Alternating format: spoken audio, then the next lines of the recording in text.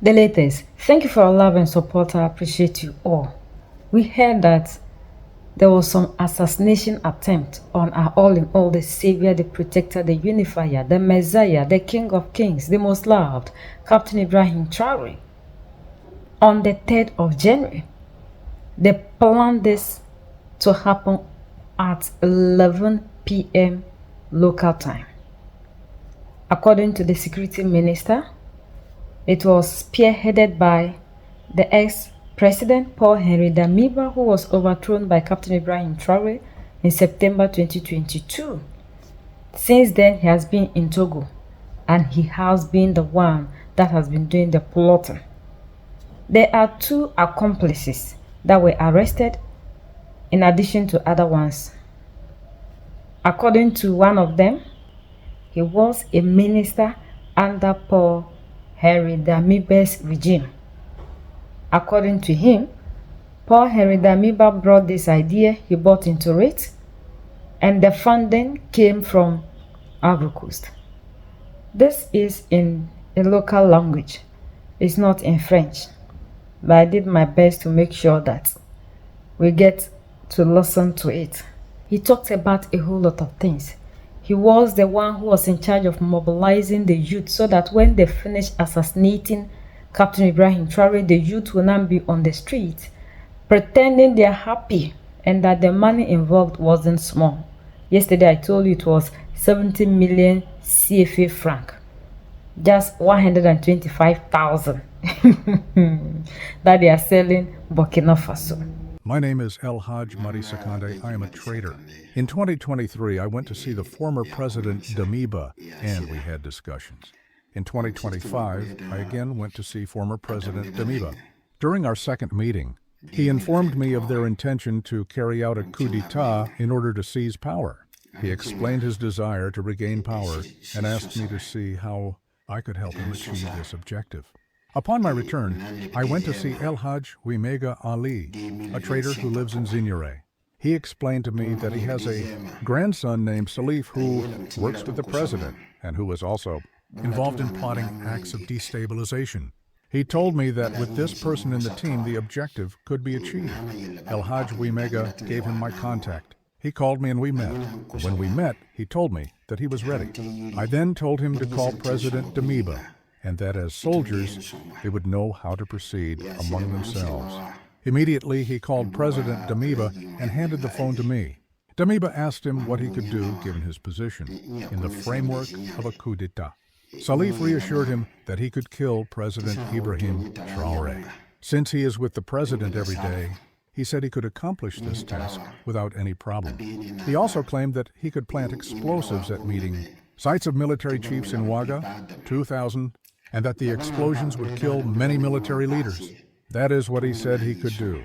He called President Damiba a second time, and they spoke again. In the meantime, I went to collect money in Côte d'Ivoire, 70 million CFA francs.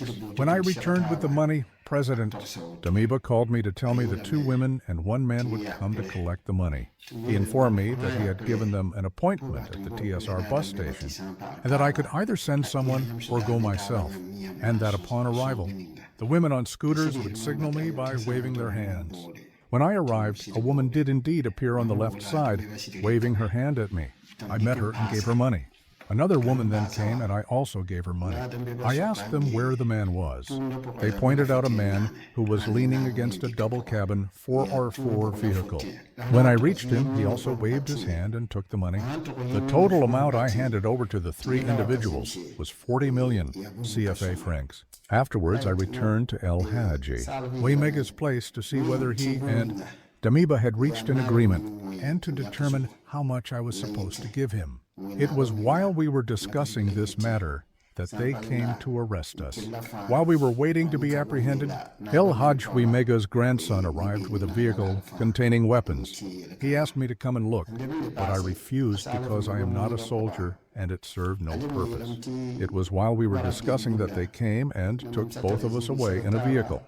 We wish to ask forgiveness from President Ibrahim Traore. We regret having allowed ourselves to be drawn into this adventure. No man is perfect. Otherwise, this would not be work. We only ask for forgiveness. To the Burkina people, we ask for forgiveness, because any man can make a mistake. I had not properly explained how I managed the money. President Damiba advised me to put the money in boxes that I had to wrap. I therefore packed the money into 3 boxes. 2 boxes each contained 15 million CFA francs, and the third contained 10 million CFA francs. I handed the 2 boxes to the women, and the other one to a man, a soldier. We did not even exchange a single word.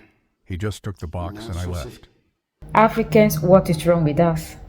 That the youth of Burkina Faso, because of the peanuts of today, are ready to sell out Burkina Faso for their generations to come to suffer.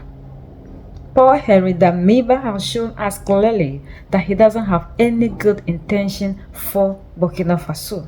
Yet, my brothers and sisters, some of you in Burkina Faso are still allowing yourselves to be like this in this modern day Africa. You prefer to still be in poverty. Before Captain Ibrahim Traore took office, what was the narrative of Burkina Faso? And now, what is the narrative? Burkina Faso was one of the poorest. Now, it is one of the fastest growing economy. Look at the things that you have in Burkina Faso.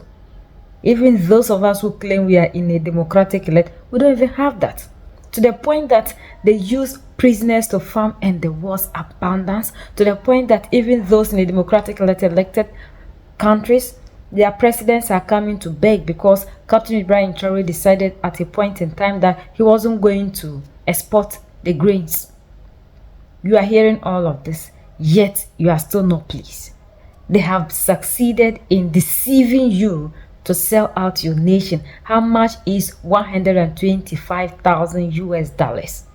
And how much did they give to you that can last you for a lifetime?